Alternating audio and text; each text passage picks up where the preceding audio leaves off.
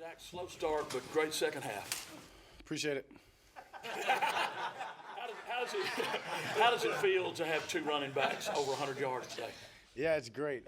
It really is. That really is great. I mean, credit the offensive line, credit those two guys, credit the receivers out there blocking, the play calling, just a compliment. To have two backs both rush for 100 yards, that's great. I mean, that's complimentary still line, like I said, and just really the whole offense of being downhill and finishing the game the right way. What's it say about this offense now that you probably weren't as crisp overall as you were in the first two games, but you go over 30 points, you go over 400 yards, and when you had those penalties to take yards away, you came right back and hit some big plays. Yeah, I mean, it should be a great tape, the great tape to learn from.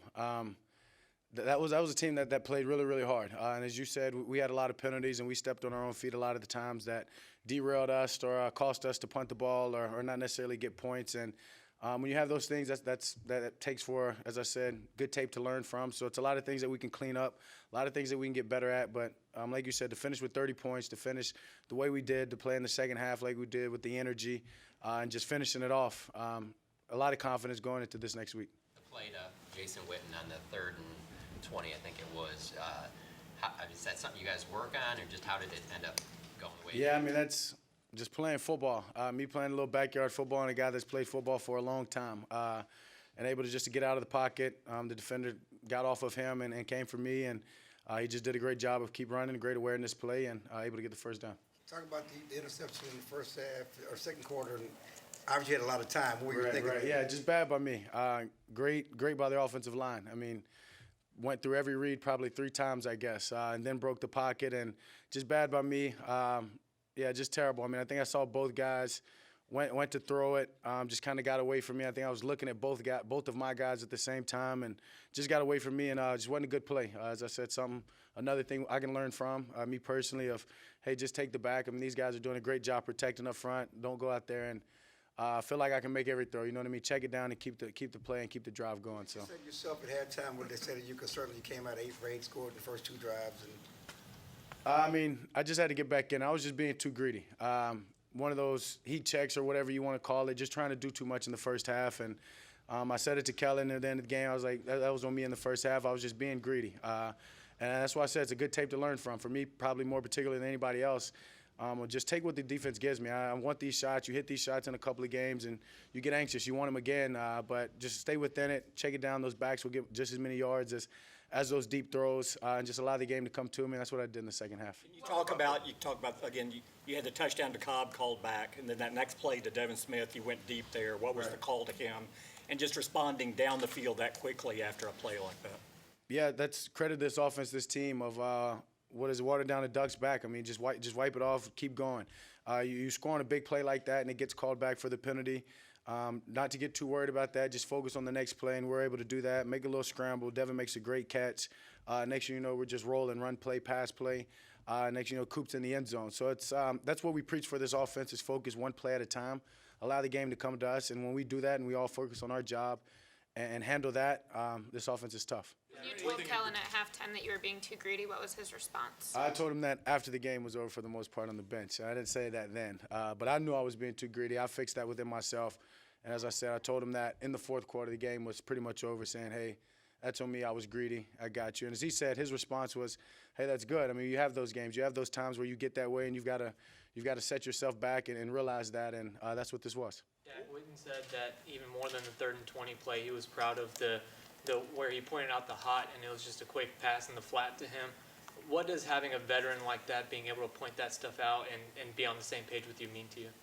It's huge. It's just great communication. I mean, there was a couple of times on the line of scrimmage tonight. I mean, it was full-blown conversations, not just points, not just little talks here, but full-blown conversations about, hey, this guy, that guy, watch these two guys. And that was a great example of the initial look was kind of a little confusing for the backs, for the guys to the right side. And you know what? Hey, let's go here. And if these two guys come with, then you've got to break hot. And that's all it was. And sure enough, they did. And he broke hot and went and got the first down. And that's derailing to a defense. They draw up something that they are guaranteeing that's going to get home, and it doesn't. So that's just being on the same page, knowing our rules, and stick it to it.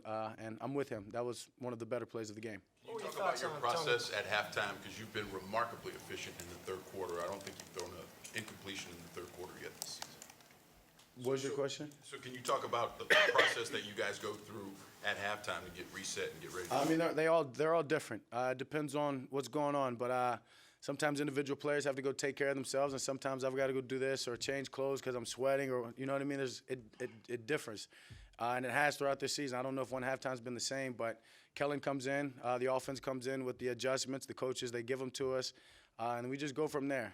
But at the end of the day, it's a good time for us just to have a break, to reset ourselves and realize as players, as coaches, what we've done well, what we need to get better at, and we'll continue to do that. As a quarterback, when you have two running backs go over 100 yards, I mean, what's that like for you to see the guys and know that you can rely on both of those guys to have a big game the way they did? It's great. I mean, as I started off with that, I mean, it's compliments to the whole offense, especially those two guys just running with the passion that they do and the effort that they do, trying to get each and every yard. Our offensive line blocking down the field. It's credit to this offense. When you can do that, when we can throw the ball like that and just open this thing up, as I said, that run just opens up the play action and just allows us to be dangerous from every aspect.